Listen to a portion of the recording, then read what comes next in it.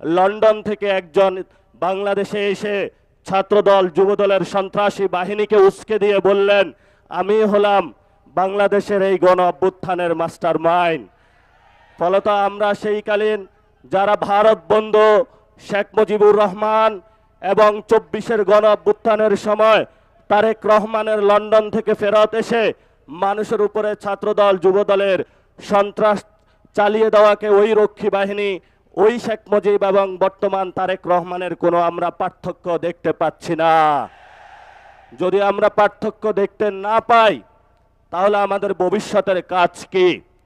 ভবিষ্যতের কাজ, কোরআনের একটা আয়াত আমি চরমভাবে বিশ্বাসী, সে আয়াতটি হলো ওয়াআইদ্দু লাহুম মাস্তাতাহুম মিন কুওয়া, তোমাদের যতটুকু আছে ততটুকু নিয়েই প্রস্তুতি গ্রহণ করো। বাকি সাহায্য কোথা থেকে আসবে? সাহায্য কোথায় থেকে আসবে?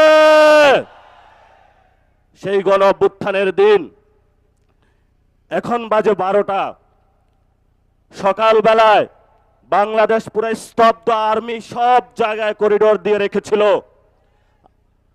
আমি আর নাহিদ একটা বাসায় আবদ্ধ ছিলাম। আমরা সকালবেলায় বের হতে চাইলাম, বলল গুলি করা হবে।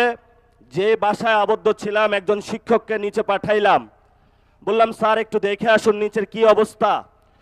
স্যার বলল নিচ থেকে উঠে এসে যা আর্মি হলো আমার পেটে হলো গুলি ধরেছে, যাওয়ার কোনো অপশন নাই। আমাদের অনেক ভাই সেই দিন সকালে শহীদ মিনারে অবস্থান নিয়েছিল, সেইখানে অনেক গুলিবিদ্ধ হয়েছিল।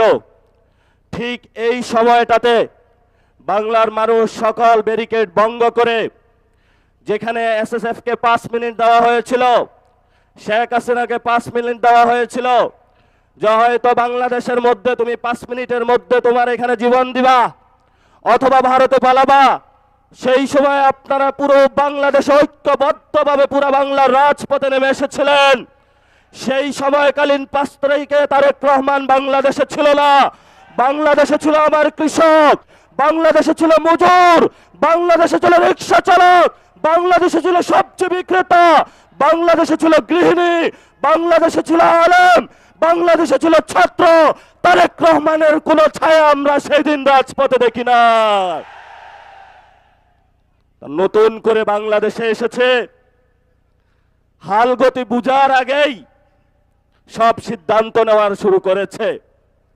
আমরা বলেছি আপনাকে স্পষ্টত, আপনি যদি ক্ষমতায় থাকতে হয় আপনি গণভোটের রায় বাস্তবায়ন করতে হবে। যেই পরিস্থিতি পাকিস্তানি জান্তাদের হয়েছিল বাংলার জনগণের রায় না মানার কারণে, সেই পরিস্থিতি আপনার সাথেও হবে। কারণ এই প্রধানমন্ত্রীর চেয়ার এটা আপনার না, এটা বাংলাদেশের জনগণের। ফলত আমাদের চেয়ার নিয়ে কেউ যদি ছিনিমিনি খেলে, আমরা তো সেই চেয়ারকে রক্ষা করতেই হবে আমাদের।